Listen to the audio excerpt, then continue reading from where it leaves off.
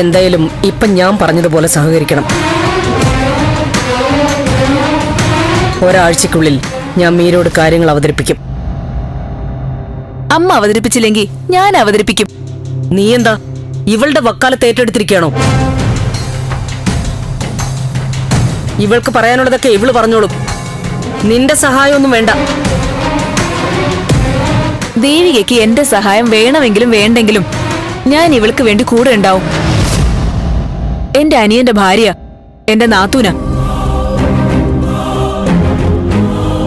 എന്റെ കഴുത്തിൽ കിടക്കുന്ന ഈ താലിയെ ഇപ്പൊ വെറും ഒരു അലങ്കാര വസ്തുവാ. ദേവികയുടെ കഴുത്തിലെ താലി മാറ്റാൻ നോക്കണ്ട അമ്മ. ഞാൻ അതിന് സമ്മതിക്കില്ല. ചേച്ചി, നാത്തൂനും കൂടി എന്നെ അങ്ങ് പൊതു ശത്രുവാക്കി കഴിഞ്ഞല്ലേ?